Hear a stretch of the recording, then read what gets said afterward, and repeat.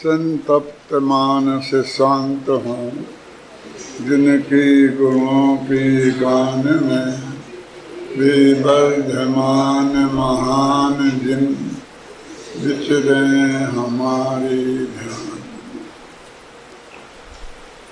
आचार्य कुंद कुंद और आचार्य समंत भद्र, इन दोनों में अधिक से अधिक 100 बरस का अंतर होगा।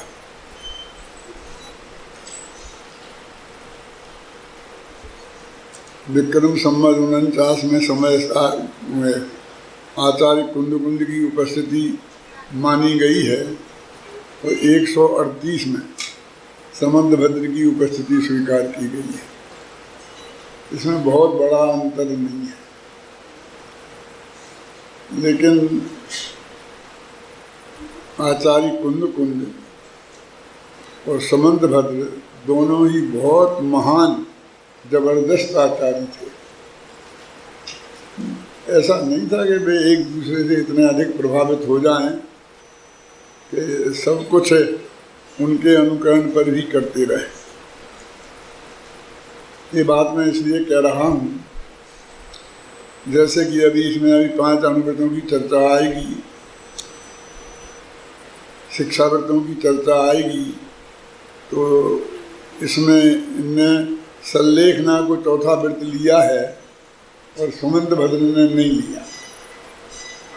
उनके सामने ये सब मौजूद था। मैंने कुंद कुंद का चरित्र पाहुड़ उस वक्त उनको सुमंत भद्र ने नहीं देखा हो, ये संभव नहीं है। और भी बहुत बातें हैं। समंत भद्र ने जब 8 मूल गुणों की चर्चा की तो मध्यमास मधु त्यागी सहानुभृत पंचकम, मध्यमास मधु के त्याग के साथ 5 अनुव्रतों को लिया मूल गुणों में। और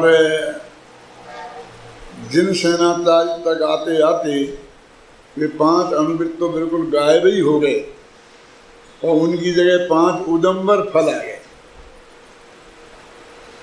अब कहाँ 5 अनुव्रत तो कहाँ 5 उदंबर फल, जिनके हम नाम भी ढंग से नहीं जानते, और नाम जानते हैं तो पहचानते तो हैं ही नहीं। इतने पंडित यहाँ बैठे हैं, ये 5 फल ला के बता दें कि ये 5 ये हैं, ये बड़ है, ये पीपर है, ये उमर है, ये कठूमर है, ये पाकर है, ये बता। मेरा मतलब हम नहीं जानते। कहने का मतलब ये है कि वो जो 5 अनुव्रत थे उनको इसलिए समंत भद्र संबंधी जो भी चर्चा आएगी, अभी तो अपन कुंद कुंद की बात कर रहे हैं, कुंद कुंद का चारित्र पाहुड़ पड़ रहा है। तो और भाग्य की बात है कि अपना रतन साहब का चार अपने पहले कोर्स में है। समय साल में आस पाहुड़ तो कोर्स में ही नहीं है, इसे तो पढ़ने का सवाल नहीं है, और पढ़ने में तो वही आएगा। और हमारे जो विद्वानों ने जो पाठ लिखे हैं, किताबें लिखी हैं, हमने नहीं, वे सब समंत भद्र के आधार पर लिखी हैं। मैंने मेरे कहने का मतलब ये है कि उसकी जो अंतर है उसकी चर्चा अपने पास जब समय होगा तब करेंगे। अभी जितनी संभव होगी तो करेंगे। अभी बात चारित्र पाहुड़ की में उनके दिमाग में क्या था। अभी दर्शन पाहुड़ का असर उनके दिमाग में से कम नहीं हुआ था। दर्शन पाहुड़ उन पर हावी था।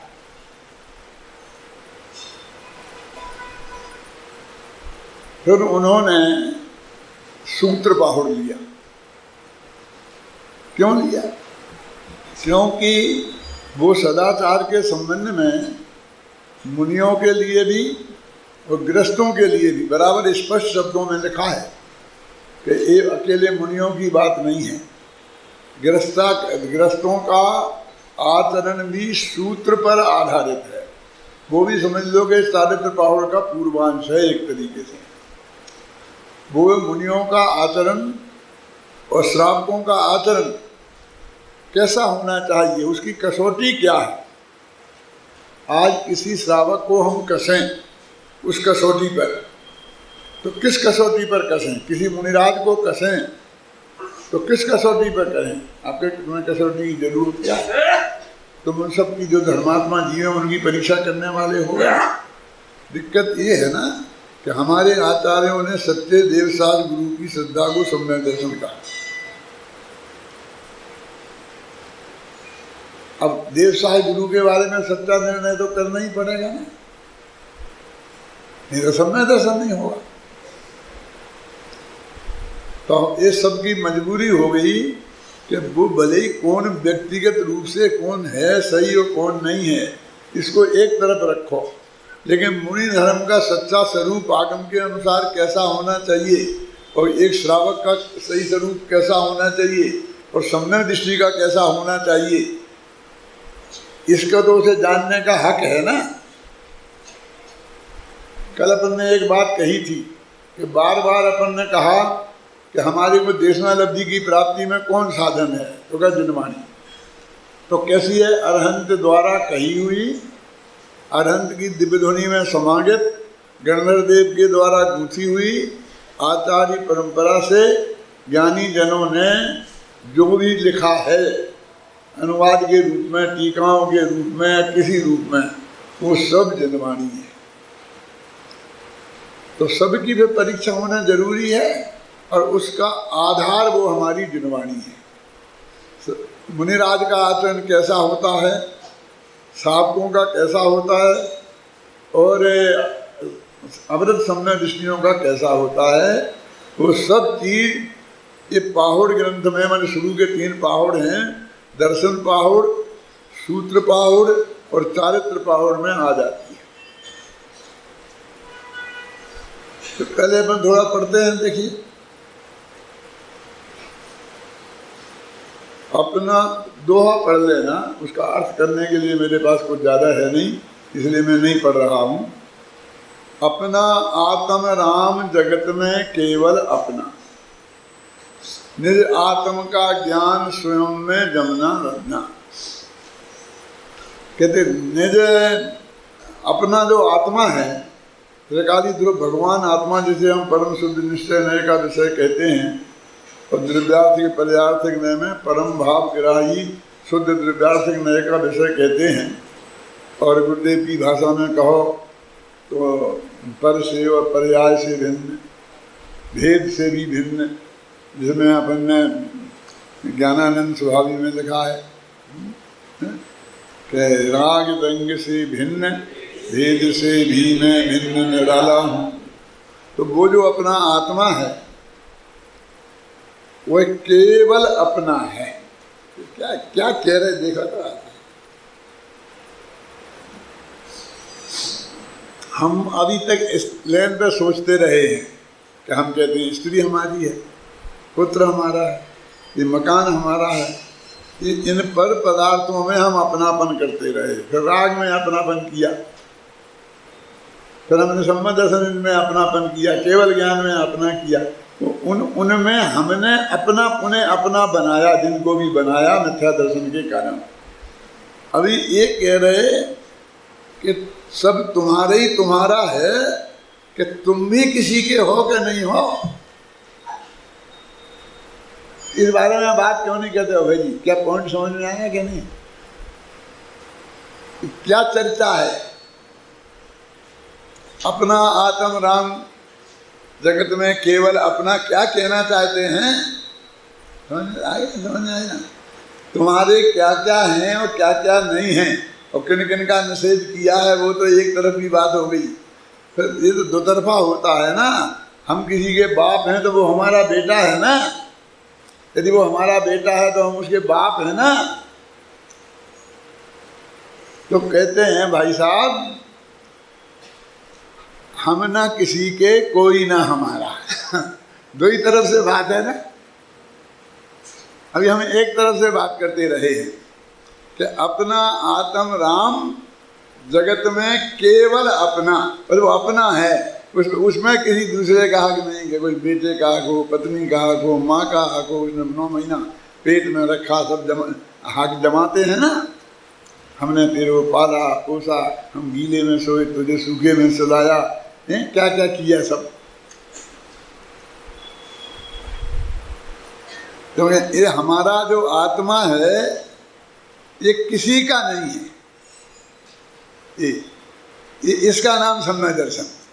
अपना आत्म राम जगत में केवल अपना और निज आत्म का ज्ञान स्वयं में जमना रमना, और आत्मा का ज्ञान सम्यक ज्ञान है और स्वयं में जमना रमना सम्यक चारित्र है। इन दो पंक्तियों में सम्यक दर्शन, सम्यक ज्ञान और सम्यक चारित्र तीनों की बात आई। क्यों? अधिकार तो चारित्र का है, पाहुड़ तो चारित्र का है, क्यों? सम्यक दर्शन ज्ञान के बिना चारित्र होता नहीं है ना। एक तरीके से वो उनमें शामिल ही हैं। क्या? दर्शन और ज्ञान उस चारित्र में शामिल हैं। देखो प्रवचन सार में कुंद ने कितना क्लियर लिखा, चारित्रम खलु धम्मो।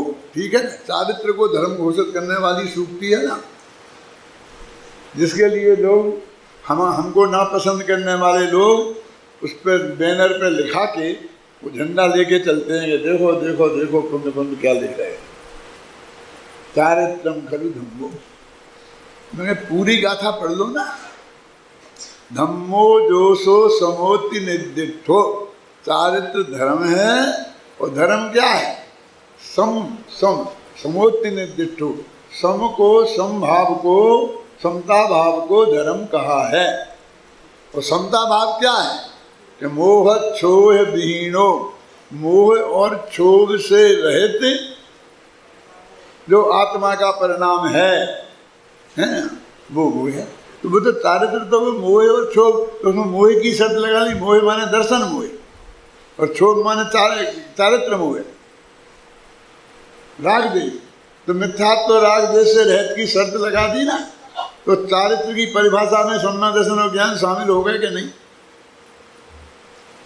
ये मत कहो कि सम्यक दर्शन और ज्ञान पहले होना चाहिए तब चारित्र ले सकते हो। मैं कहता हूँ कि वो सम्यक दर्शन ज्ञान और चारित्र की उत्पत्ति एक साथ होती है। बच्चा पैदा होने के पहले उसकी बहन पैदा होनी चाहिए, भाई पैदा, ऐसा नहीं है। वो दो चीजें ही नहीं है जो आगे पीछे हों, समझे ना। बुद्ध धर्म की उत्पत्ति चौथे गुण स्थान में एक साथ होती है, और उसके लिए हमारे लिए सबसे बड़ा नाप है कि अनंतानुबंधी क्रोध मान माया लोग, इनका अभाव होना चाहिए। अपनी परिभाषा में शामिल कर दिया है करुणा नियोग वालों ने भी कि मिथ्यात्व और अनंतानुबंधी क्रोध मान माया लोग, तो 5 प्रकृतियाँ या 7 प्रकृतियाँ जो भी समझ लो उनसे, तो ये वो तो उस सम्यक दर्शन में उनने शामिल किया, माने तो फिर चारित्र, और उसी आधार पर कह दिया चरित्र मोहे बस लेश में संयम। लेकिन अनंतानुबंधी कसाय तो सबसे ज्यादा खतरनाक है ना। सारी कसायों में अनंतानुबंधी एक तरफ और सारी कसाएं एक तरफ, मतलब ये 100% है, उसमें हम 1% भी नहीं दे सकते बाकी की कसायों को। अब जी वो अनंतानुबंधी चली गई, चारित्र गुण की घातक, और हम कह रहे कुछ भी शुद्धि प्रकट नहीं हुई। कि हम क्या कहते हैं, दौलतराम जी ने लिख दिया चरित्र मोहे बस लेश न संयम। ये जगत जिसको संयम कहता है, जादू तो उसको कहते हैं जो सिर पर चढ़कर बोले। एक खतरनाक बात कह दूं, मैं सम्यक दर्शन हो गया मुझे, और मैं सम्यक दृष्टि हूँ, इसके लिए मुझे घोषणा करना पड़ती है, लोगों को बताना पड़ता है, और लोग कहते भाटिदा प्रूफ, तो प्रूफ मानते हैं। लेकिन एक नगेंद्र दिगंबर मुनि से कोई ऐसा पूछता है क्यों कि तुम क्या, उनकी तो शर्त है कि पहले हमें मुनि मानो फिर बात करो। और मुनि मानो माने क्या है? मुनि मानो माने मुनियों से जैसा व्यवहार होना चाहिए वैसा व्यवहार करो, पहले अष्टद्रव्य से हमारी पूजन करो, समझ में आए ना?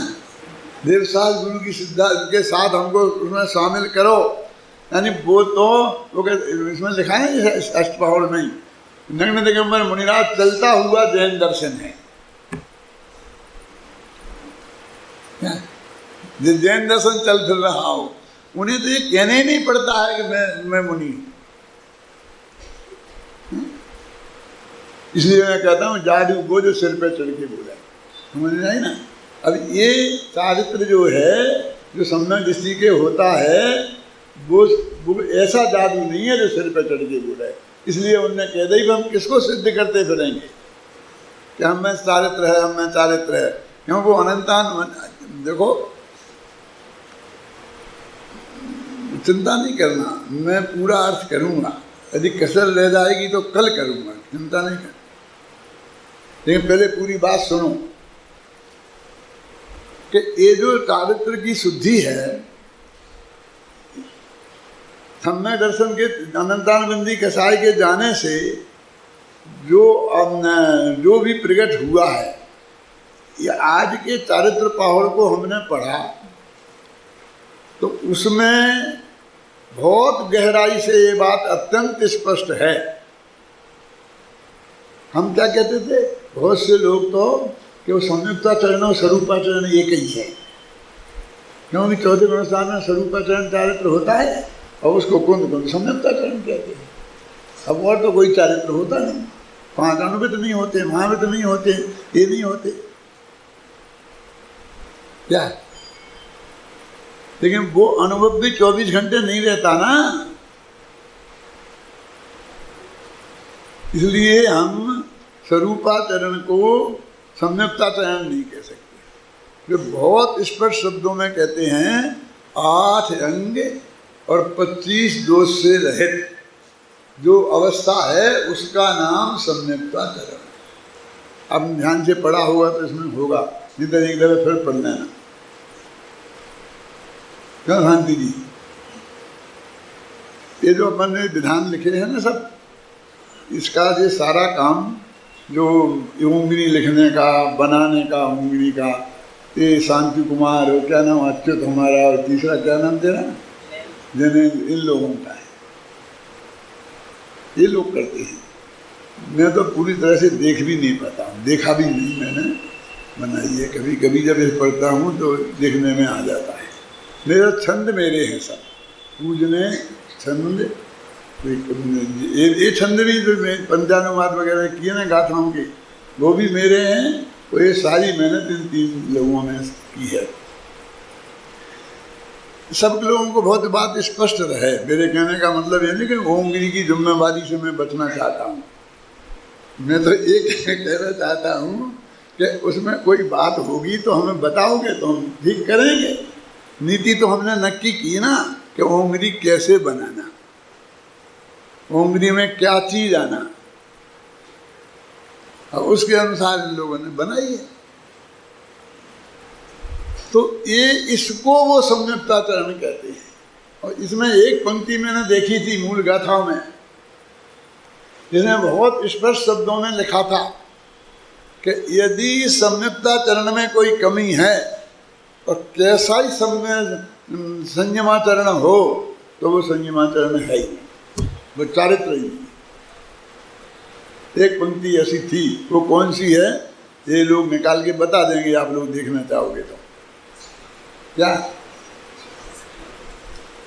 माने, क्या कहना चाहता हूँ राजन जी कि वे 25 दोष और 8 सम्यक्तादि के जो गुण, अनुकंपा वगैरह नहीं, अनुकंपा का तो जब मौका आएगा तब मैं कहूँगा।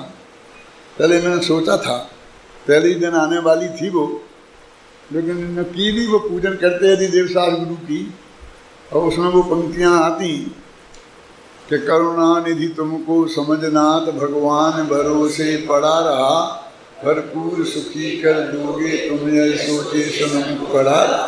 तो मैं विस्तार से बताता उसका। क्या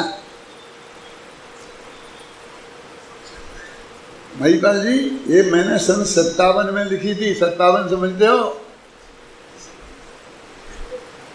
1857 में भारत में वो हुई ना सबसे पहले स्वतंत्रता आंदोलन का आरंभ महारानी झांसी की रानी ने किया था। और 1957 में मैंने ये लिखा था, वही मैं भी झांसी का ही था, तब हम जब झांसी जिले में थे, अब ललितपुर जिले में हो गए। क्या 22 वर्ष का था।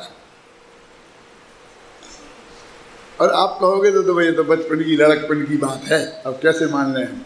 लेकिन मैं आज तक उससे 100% सहमत हूँ। 1 सेकंड भी मुझे उसकी सत्यता में शंका नहीं हुई। क्या ये कितनी साफ बात है कि हे भगवान, आपको मैंने करुणा का निधि समझ लिया और आपके पास खड़ा रहा। क्या कि भाई आप ही मेरे भरपूर सुखी कर दोगे तुम, बस मेरा काम तो आपके हाथ जोड़ना है। वो आएगा मामई के शरणम विजय, तू मेरी शरण में आ जा, फिर मैं तेरा सब देख लूँगा। क्यों, क्या करना अच्छा बुरा मैं करूँगा। और ऐसा तो अपने भगवान के हैं नहीं, उनने ये तो कहा ही नहीं। ये पहली सबसे नंबर फर्स्ट गलती है। कौन सी? करुणानिधि तुमको समझनाथ और भगवान के भरोसे पर रहना, ये सबसे पहली गलती है कि पंडित जी हमें तुम्हारा भरोसा नहीं है, हमारा क्या, भगवान का भी मत करना। कल एक भाई मेरे पास आए थे अभय जी, और वो कहते भगवान से मांगने में क्या दिक्कत है। मैं कहा तेरे में से मंगतापन जाएगा नहीं। मैं उससे ऐसा कह सकता था, इसलिए कहा हर एक से नहीं कह सकता। क्या कि तुझे मांगने की वृत्ति तेरे अंदर जाएगी नहीं। ये बता तू मुझे कि भगवान कुछ करते हैं क्या, तू ज्ञानियों के भगवान, ये बता मुझे पहले। वे कुछ दे सकते हैं तुझे क्या? जब दे ही नहीं सकते, देते ही नहीं हैं, जब बिल्कुल अत्यंत स्पष्ट है ये बात, फिर भी कहते तो मांग तो ले, एप्लीकेशन तो लगा ही दो। अरे पक्की है कि गारंटी से नौकरी नहीं मिलेगी, इनको नौकरी नहीं दी जाएगी, कोई एप्लीकेशन नहीं दे रहे, लेकिन क्या लगा देने में नुकसान क्या है? तुझे पता नहीं है, निगोद में जाएगा लगा देने से। हैं ये निगोद से क्या संबंध है इसका? क्योंकि तू भगवान को करता मान रहा है। तेरे अंदर किसी कोने में ये छिपा बैठा है कि शायद भगवान की मतलब निगाह पड़ जाए और उन्होंने सोचा कि इस बेटे का तो कर ही दो और मेरा कल्याण कर दें। मैंने तो भगवान के सत्य स्वरूप पर भरोसा नहीं है। ये पक्का हो जाने पर कभी देते ही नहीं हैं, दे ही नहीं सकते हैं किसी कीमत पर। वस्तु के स्वरूप में ही ऐसा नहीं है, नहीं दे नहीं देंगे तो हम गणेश जी के मतलब, अरे कोई नहीं दे सकते हैं, ये है स्वरूप। तो हमें धमकी क्या को देता है, जहाँ जाना है जाए, हम कहाँ रोकते हैं तेरे को? हम तो परम सत्य बताते हैं। और देख लेना अनादिकाल से आज तक भगवान भरोसे पड़ा रहा, भरपूर सुखी कर दोगे तुम, यह सोचे सन्मुख करा रहा। तुम बीत राग हो, तुम किसी से राग ही नहीं करते, तुम किसी के हो ही नहीं है? और ना तुम हमारे हो ना हम तुम्हारे हैं। बोलो क्या कि हम समझ गए कि कोई किसी का नहीं है? हमने जब तकलीफ पड़ी ना तो बच्चे से कहा तो उसने भी बहाना बना दिया कि वहाँ जाना है। फिर अपने विद्यार्थी से कहा, उसने भी बहाना बना दिया कि बहुत कहीं जाना है, हैं? इसलिए हमें पता चल गया कि कोई किसी। अब पता चला है तेरे को बेटा, मैं एक सच्ची घटना सुनाता हूँ 2 मिनट में। मैं अशोकनगर में हायर सेकेंडरी स्कूल में अध्यापक था। हम लोगों को गवर्नमेंट ने ज़बरदस्ती ट्रेनिंग में भेज दिया। बीएड के पहले जो ट्रेनिंग होती थी, जो मैट्रिक पास होते थे उन्हीं की होती थी, बीए तो था नहीं। मैं जब उस ट्रेनिंग में भेज दिया तो मेरे कमरे में क्लास फेलो में एक सोनी माने जैनियों का सोनी नहीं, सुनार, असली सुनार, वो एक सोनी अध्यापक था। वो आध्यात्मिक रुचि का था, इसलिए वो मेरे कमरे में रहा, मैं उसके कमरे में साथ में रहे, तो हम दोनों को ठीक लगा।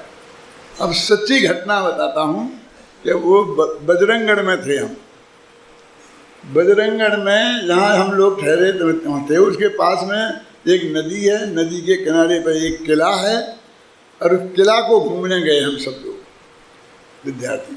उस किले में घूमने गए तो वहाँ बैठे थे तो एक मास्टर ने सिगरेट पी। वो जैनी नहीं थे सब, और जैनी भी क्या कि नहीं पीते हैं कि नहीं क्या, सुनो। तो एक ने सिगरेट पी तो ऊपर मधुमक्खियों का छत्ता था, तो मधुमक्खियाँ एकदम उड़ी और भिनकियों ने आक्रमण किया तो सब भागे। तो बहुत लोग तो हम सब लोग तो नीचे को भागे और भाग कर अपने आ गए। तो ये वो सोनी मास्टर ऊपर की मंजिल पे चढ़ गया। अब वो उधर ही से आने का रास्ता था तो और ऊपर मक्खियाँ पहुँच गई तो उसको सारा चढ़ गई नीचे सारे चेहरे पर। और बगल में नदी थी तो नदी में जाकर के डूब जाते हैं माथा नीचे, तो फिर वो ऊपर भिनभिनाती रहती हैं और जब तुम सिर निकालते हो तो फिर तुमने देखा नहीं वो दृश्य, उसकी क्या हालत हो गई, इतना चेहरा सूज गया और अस्पताल में ले जा करके भर्ती कराना पड़ा, समझ में आए ना। और हम सब लोग अस्पताल में देखने जाते, उसकी सेवा करते ये करते। जब थोड़ा होश वोश आया उसे तो उसने मेरे से कहा कि शास्त्री जी बोलते थे मुझे, वो स्कूल में शास्त्री जी बोलते थे और मंदिर में जैन समाज पंडित जी बोलता था, डॉक्टर कोई नहीं, डॉक्टर था ही नहीं तो कैसे बोलते। तो मैं पंडित जी बोलते थे और वो शास्त्री जी बोलते थे। तो एक दफ़े समाज मंदिर झगड़ा हुआ था, मैं कहा देखो ज़्यादा गड़बड़ नहीं करना, इस देश का प्रधानमंत्री पंडित है, गृह मंत्री शास्त्री है। जवाहरलाल नेहरू प्रधानमंत्री थे और लाल बहादुर शास्त्री गृह मंत्री थे और मैं पंडित और शास्त्री दोनों।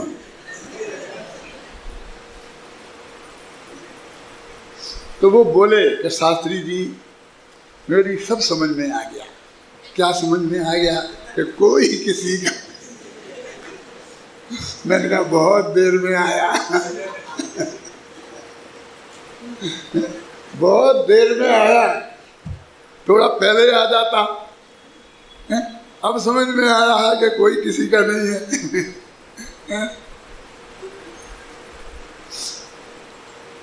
जैन धर्म तो चिल्ला चिल्ला के कहता है कि भगवान भी, ये भगवान का को एक्सेशन में रखना चाहते हो कि जो ये बातें कह रहे कोई किसी का नहीं कर सकता, कोई सब ये लिखा कोई किसी का नहीं कर सकता, लेकिन भगवान नहीं कर सकता, ये क्या बात है। कोई भगवान नहीं, कोई का लिखा तो कहो कल कहो बाप नहीं कर सकता तो गुरु जी नहीं कर सकते, तो एक एक करके निकालते जाना और कोई में कोई बचेगा ही नहीं एक दिन से।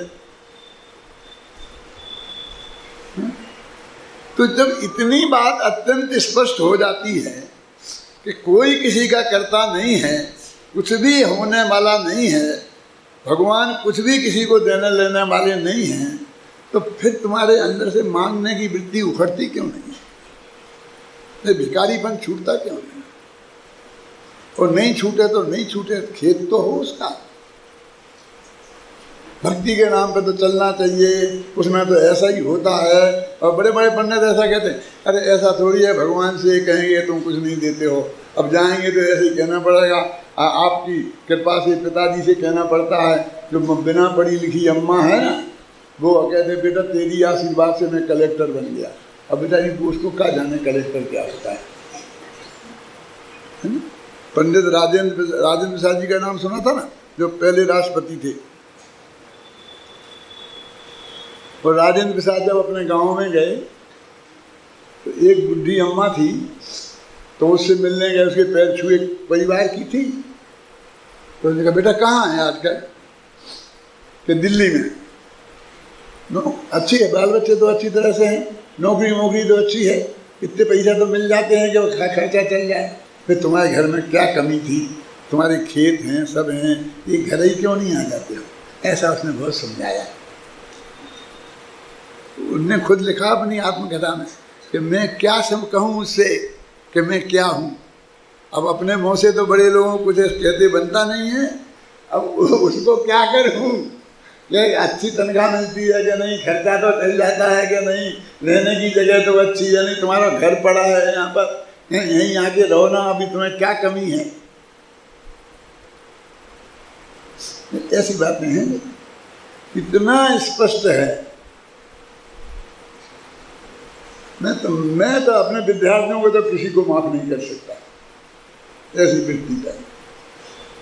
माफ नहीं करने को मैं कुछ करने वाला नहीं हूँ किसी का, मैं बोलने वाला भी नहीं हूँ कुछ भी उसके विरुद्ध में, एक शब्द भी।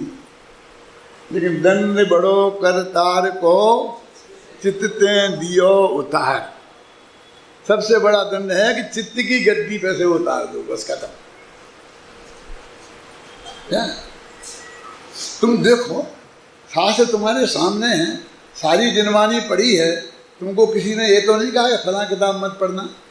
लाइब्रेरी में और किताबें उपलब्ध कराओ, और जो तुम्हें किताब पढ़ना हो शांति जी से बोलना, वो मंगा करके तुम्हें देंगे, खर्चा संस्था करेगी। शांति जी कोई आए तो मंगा के देना, पढ़ो, सब पढ़ो, फिर निर्णय करो। इस बात का पक्का निर्णय करके जाना 5 साल में, यहाँ कच्चे में मत चले जाना। फिर ये मिलेगा, ये मिलेगा, ये मिल जाएगा, बहुत पुण्यबंद होगा, ये पुण्यबंद होगा।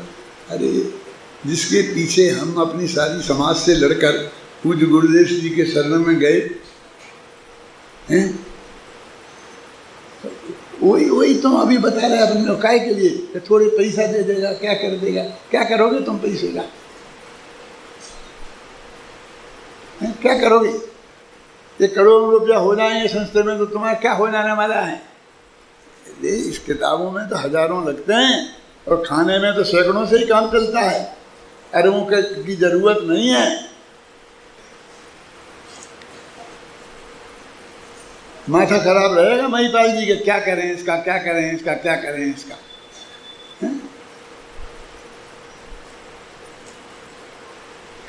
किस बात के लिए?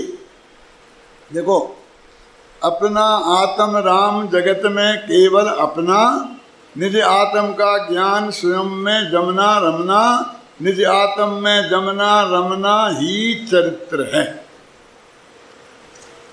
पर वो आत्मा अब निज आत्मा को पहचाने ही नहीं, अब उसमें जमने रमे, इसी का नाम चारित्र है। और समय सारमय शुद्धात्म सब विधि पवित्र है, सब विधि आत्म ज्ञान ध्यान एवं संयममय, यह निश्चय चारित्र कहा शुद्धोपयोगमय। निज आत्म की शोध खोज एवं संशोधन, जैन धर्म का मरम आत्मा का अवलोकन। मेरे मन में ये बात बहुत दिनों से है कि मैं आप लोगों को एक बात समझाना चाहता हूँ। कई दफ़े कह भी चुका हूँ, लेकिन अभी समझाया भी है, लेकिन मुझे संतोष नहीं है कि मेरा मन नहीं भरा है। क्या कौन सी बात? कि ये भगवान आदिनाथ से महावीर तक जो घर से छोड़ के दीक्षा लेके गए थे और पर्वत की चोटी पर बैठ के जाकर के कोई बगल में ना बैठ सके ऐसी जगह बैठकर आंखें बंद करके बैठ गए थे, तो वे क्या कर रहे थे? मैं ये बात समझाना चाहता हूँ सबको, और मेरे ज्ञान में आई है कि वो क्या कर रहे थे, और मैं ये सबको समझाना चाहता हूँ। कई दफ़े कह चुका हूँ और मैंने कोशिश भी की, 2-4 व्याख्यान भी किए हैं, ऐसा नहीं कि नहीं किए हैं, लेकिन मेरे को अभी संतोष नहीं है। क्या वो कई दिन तक चल सकता है मामला, जब भी मौका लगेगा मैं करूँगा। मैं तो अपने विद्यार्थियों को तो समझाऊंगा ही समझाऊंगा। क्या तो साल में 1 दफ़ा समझाऊंगा, हर साल। क्यों? जब तक जिंदा रहूँगा, क्योंकि 1 साल बाद वो अगले निकल जाएंगे, फिर वो निकल जाएंगे, फिर निकल जाएंगे, तो सबको 5 दफ़े सुनने को मिलेगा। जो पहली दफ़े आए हैं ना, उन्हें 5 दफ़े सुनने को मिलेगा कि वो क्या करते थे। तुम सोचना, भगवान महावीर ने शादी इसलिए नहीं की कि जितना हिंसा का तांडव नृत्य हो रहा था उन्हें उसे रोकना था, और भगवान महावीर फिर घर में राज इसलिए नहीं संभाला, फिर दीक्षा इसलिए ले गए। ये सब सफ़ेद झूठ है। भगवान महावीर ने किसी के लिए कुछ नहीं किया, कर ही नहीं सकते हैं। न आत्मा के कल्याण के लिए इनने शादी नहीं की, आत्मा के कल्याण के लिए दीक्षा ली और आत्मा के कल्याण में ही लग गए। क्या? और वो ये रागादि भाव की उत्पत्ति हिंसा है और उसकी उत्पत्ति नहीं होना अहिंसा है, तो बाद में दिव्य धुनी में आया होगा। उनने कुछ नहीं बोला, कम से कम महावीर की पर्याय में तो नहीं बोला उन्होंने। तो वो जो पीरियड है वो बिल्कुल खाली है कि उस वक्त वे क्या करते रहे थे। वो अंतर मुहूर्त तक तो केवल ज्ञान हो जाता, तो क्या करते रहे अंतर मुहूर्त तक मैं ये जानना चाहता हूँ, ये मैं बताना चाहता हूँ। समझ लो जो मैं समझा हूँ, तुम लोग करो उसकी रिसर्च। क्या देखो, जैन धर्म का मर्म आत्मा का अवलोकन, इसको नवोकार मंत्र जैसा यहाँ ऐसे लिखा दो। क्या?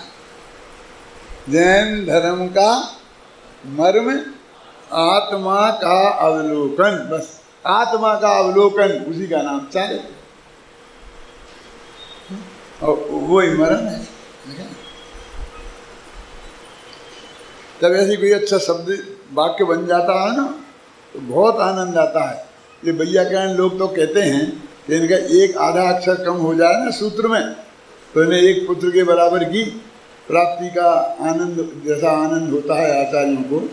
लेकिन मुझे भी तो पुत्र तो प्राप्त हुए मुझे, लेकिन ऐसा कोई आनंद मुझे आया नहीं, कोई पता नहीं है ऐसा कोई पद्मातम क्योंकि मुझे बहुत ऐसा आनंद आया हो। एक पुत्र की प्राप्ति का आनंद कितना होता है ये उसका मुझे अंदाजा नहीं है। हुई होगी, खुशी हुई होगी, हो सकता है, ऐसा नहीं कहता कि नहीं हुई होगी, लेकिन वो इतना ज़्यादा है कि आचार्य नग्न दिगंबर उस पर समर्पित कर दें आधे अक्षर पर। क्यों? लेकिन ऐसी पंक्ति आ जाती है तो मुझे बहुत आनंद आता है। कैसी? जैन धर्म का मरम का अवलोकन।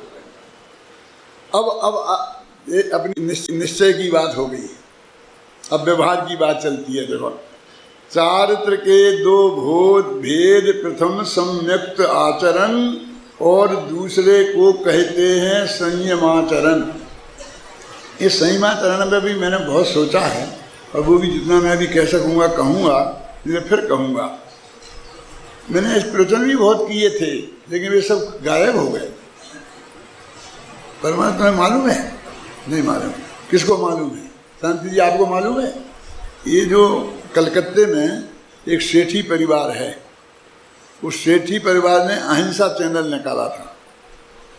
अहिंसा चैनल पर मेरे से वहाँ का वचन लिया था कि आप प्रवचन करेंगे उस पर। तो मैंने कहा ठीक है। तो उनने अपना ये क्या फोटोग्राफर यहाँ भेजा था जयपुर, और ये आपके रोजाना आप प्रवचन करना और ये बनाएगा फिल्म हमारी तरफ से, और ये सब फिल्में बना करके हम फिर देंगे। तो उसमें मैंने ये सम्यक्ताचरण, फिर संयमाचरण, फिर अणुवृत्त, फिर महावृत्त, गुणवृत्त, ये सब जो है ना, देशवृत्त, शिक्षावृत्त, ये सब पर मैंने भाषण किए थे, है ना। और वो कितने कैसेट बन गए थे मुझे मालूम नहीं, 150 तो बन गए होंगे। कम से कम 6 महीने से ज़्यादा वो यहाँ रहा, अपने ही भोजनालय में भोजन करता था, यहीं दिन भर रहता था। ये ऐसा हुआ था यहाँ। अब वो फिर अहिंसा चैनल बिक गया तो उसने खरीद लिया, किसने? साधना चैनल ने। और साधना चैनल ने वे कहते हमने साधना चैनल को वो कैसेट भेज दिए। साधना चैनल कहता हमारे पास नहीं है वो कैसेट, अभी हमें नहीं मिल रहे। अब वो मैं दोबारा कर पाऊँगा अभी प्रवचन के नहीं, और कब मौका मिलेगा, कब समय मिलेगा, अरे मैं कितने भूल गया होऊंगा क्या किया होगा। लेकिन वो 6 महीने तक लगातार मैंने ये इस संयमाचरण सम्यक्ताचरण पर बोला, आचरण पर, अणुवृत्त पर, महावृत्त पर बोला था लगातार। पहले के हैं 8 अंग जग जग में भवनाशक। देखो समझना आया किताब है तुम्हारे पास। अरे 25 दोष रहे तो होता है सम्यक। अपन तो अभी सम्मा दर्शन में ही शामिल कर लिए कि सम्मा दर्शन के 8 अंग हैं और 25 दोष हैं, उनसे रहित सम्मा दर्शन होता है। तो अपन को फिर तो बचा ही नहीं, ये चीज भी आ गई। अब ये सम्यक्ता चरण है, ये अपने ख्याल में नहीं था, वो बातें तो सब ख्याल में थी, लेकिन ऐसा स्पष्ट रूप से ख्याल में अभी आए। सोचते थे कि सम्यक्ताचरण क्या है, सम्यक्ताचरण क्या है। तो वे तो जिनको हमने सम्यक दर्शन में ही शामिल कर लिया था, इसलिए तो है ना, फिर कहते चारित्र मोह बसलेश न संयम, संयम है ही नहीं, क्योंकि संयम तो अप्रत्याख्याना वर्ण के तुम्हारे कर्मण योग के हिसाब से संयम की विरोधी तो अप्रत्याख्याना वर्ण, प्रत्याख्याना वर्ण संजुलन है ना, अनंतानुबंधी तो नहीं है। ये चक्कर है, समझ में आएगा। देखो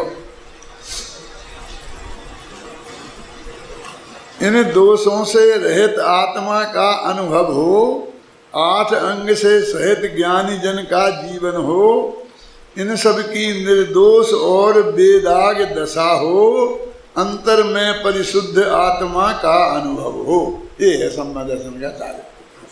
अभी इसमें बहुत बात है, 8 अंग है ना,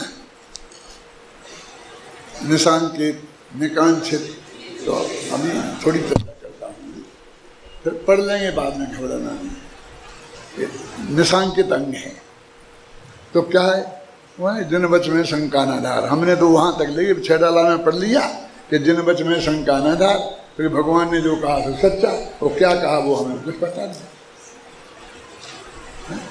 बहुत से लोग कहते हैं कि डॉक्टर साहब मैं आपसे एक बात कहूँ, आप मानो तो, उनका बोलो, नहीं पहले आप वचन दो कि हम मानेंगे,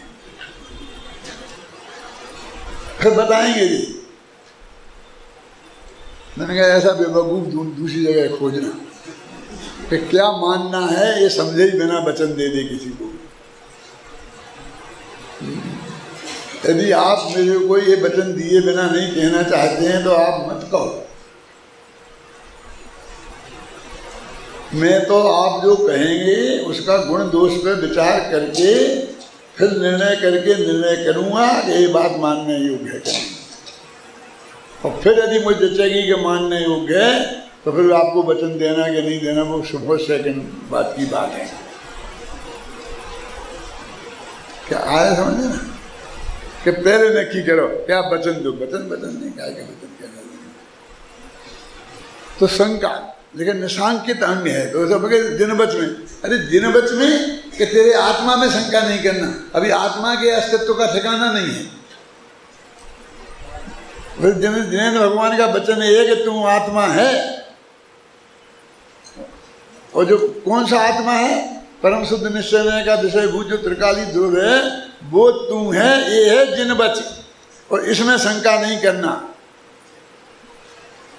अभी तो दुनियादारी की ताजी सी बात नहीं करते, कोई भी आदमी एरा गहरा न तू कह रहा कि कह देता है भगवान ने ये कहा और बस हम कह दीजिए जिनबच है तो तुम मानो इसे, और लो फलानी किताब में लिखा है। मैं पूछता हूँ बेटा ये संस्कृत में था, ठीक है, वो तूने हिंदी में पढ़ी, कहाँ पढ़ी, उसमें लिखा है कि तूने संस्कृत में मिलान करके देखा था प्राकृत से, उसमें था कि नहीं, वो तो नहीं देखा, तो क्या पता उस पंडित ने लिख दिया होगा।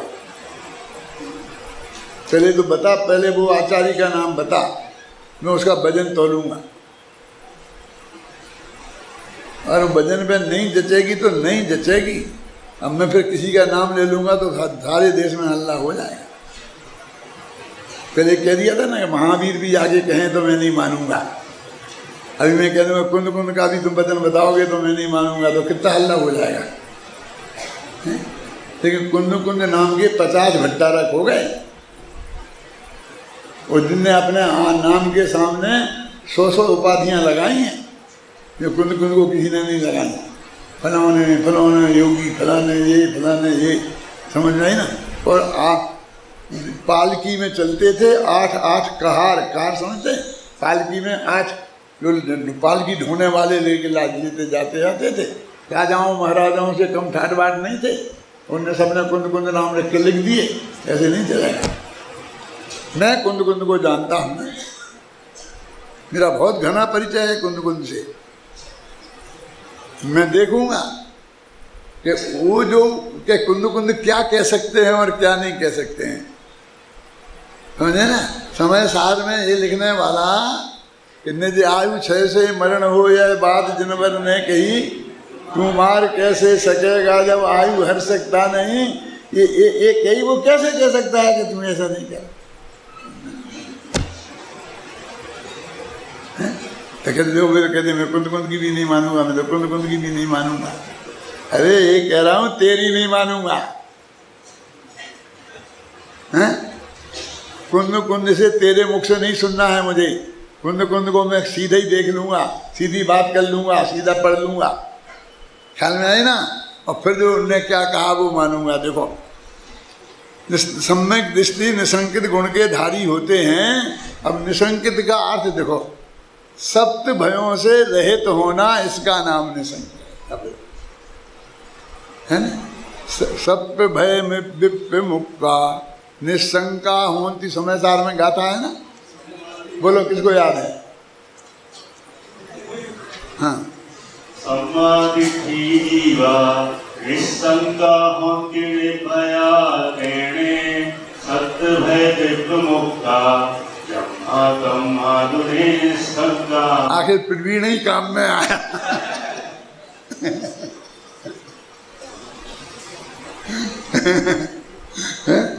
सत्य भय विमुक्ता, 7 भयों से रहित होना, उसका नाम निशंकित अंग। तुमने सोचा शंका नहीं करना, शंका नहीं, शंका माने भय। बोलो मूल गाथा में।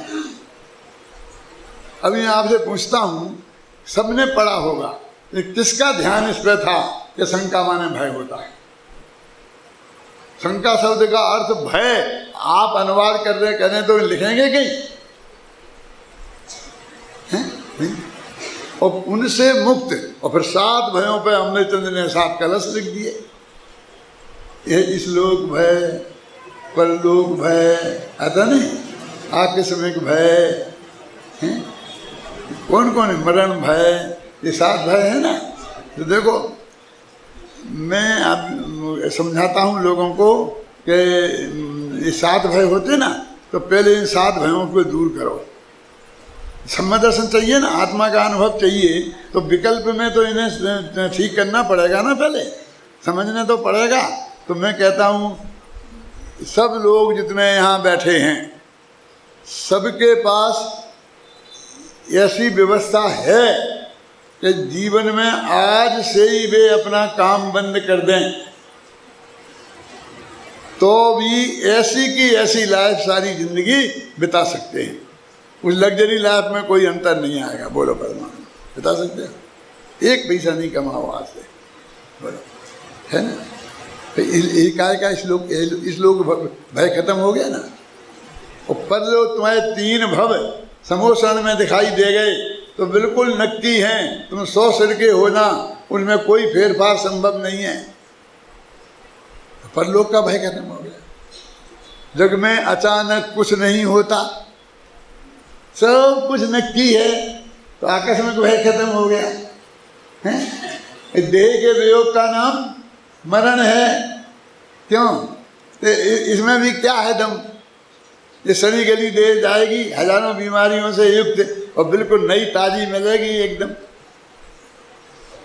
हरिदेव के टीम में चले गए तो एक भी बीमारी नहीं होगी, है?